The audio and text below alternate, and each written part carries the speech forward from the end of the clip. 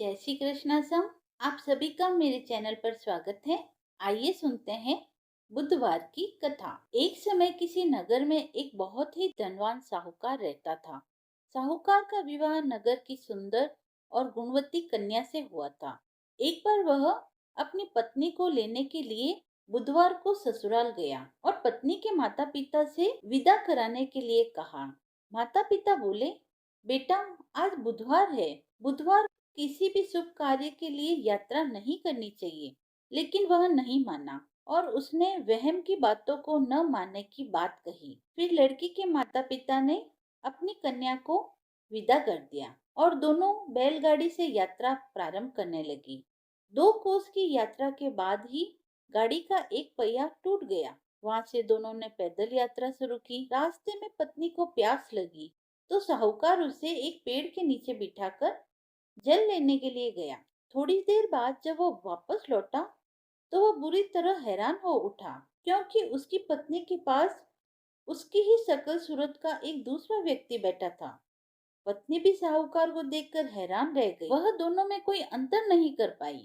साहूकार ने उस व्यक्ति से पूछा, तुम कौन हो और मेरी पत्नी के पास क्यों बैठे हो? साहूकार की बात सुनकर उस व्यक्ति ने कहा, अरे भाई, यह मेरी पत्नी है। मैं अपनी पत्नी को ससुराल से विदा कर लाया हूँ। लेकिन तुम कौन हो जो मुझसे ऐसा प्रश्न कर रहे हो? साहूकार ने चीखते हुए कहा, तुम जरूर कोई चोर या ठग हो।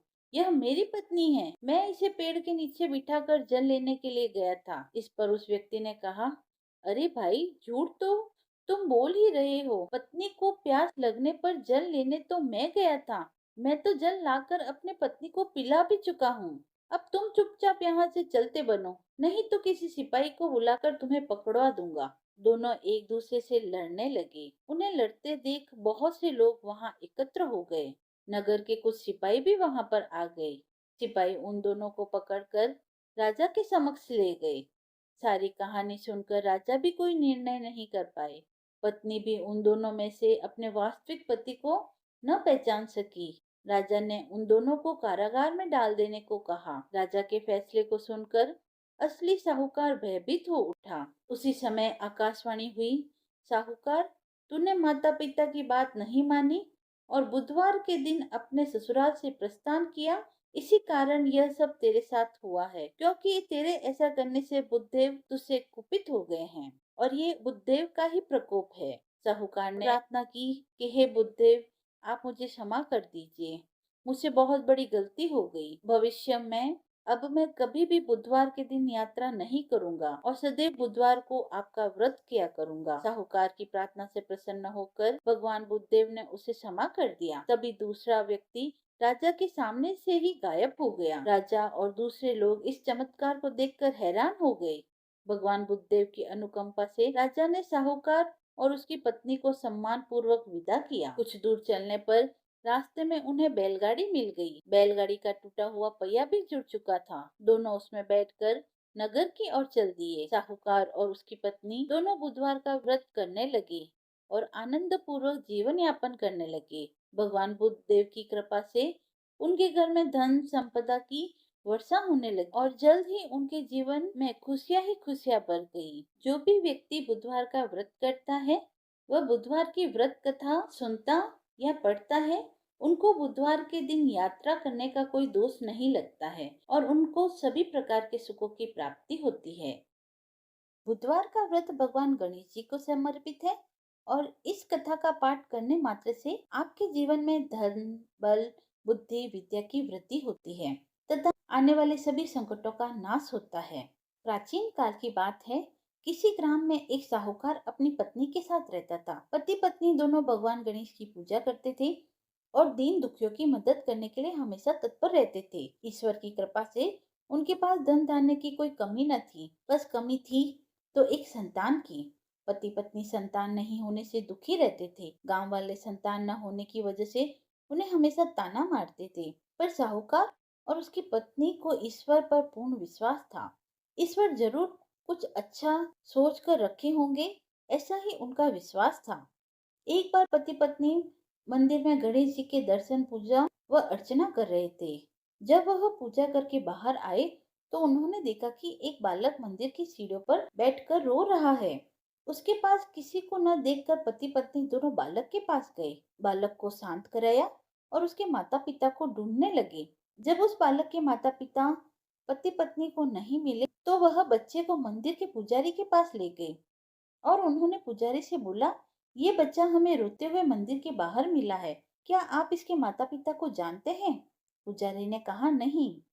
अब पति पत्नी और पुजारी तीनों लोग बालक के माता पिता को ढूंढने लगे।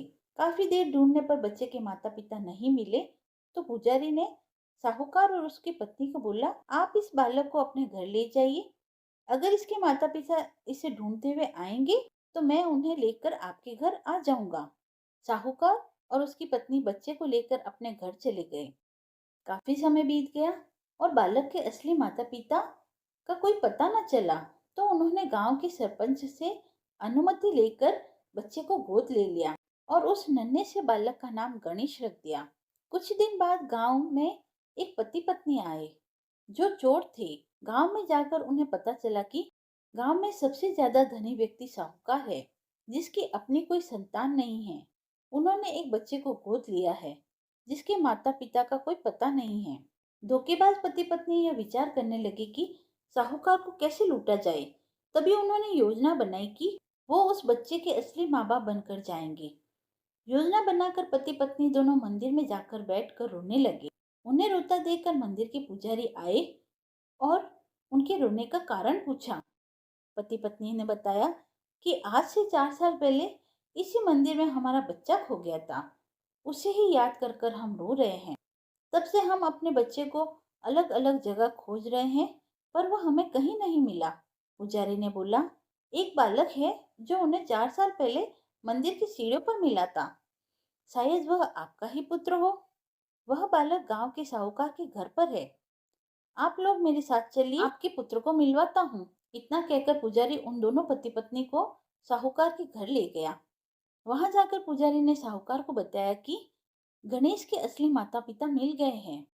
वह गणेश को लेने आए हैं। यह सुनते ही साहूकार और उसकी पत्नी दोनों बहुत दुखी हुए, लेकिन फिर भी वह गणेश को उसके असली माता पिता को सौंपने के लिए तैयार हो गए।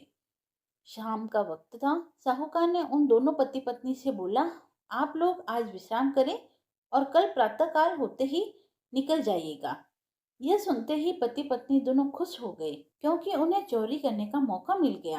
रात्रि को जब साहूकार और उसकी पत्नी सोने चले गए तो दोनों पति पत्नी उठे और चोरी करने के लिए तिजोरी को तोड़ने लगे। आवाज सुनकर घर का नौकर जाग गया और उसने जाकर देखा तो वह पति पत्नी थे जो खुद को गणेश के माता पिता बता रहे थे। नौकर ने कमरे का दरवाजा बाहर से बंद कर दिया और तेजी से मालिक को बुलाने लगा। आवाज सुनकर साहूकार और उसकी पत्नी दौड़े हुए आए और चिल्लाने का कारण पूछा तो नौकर ने बताया कि दोनों पति पत्नी तिजोरी से चोरी कर रहे हैं।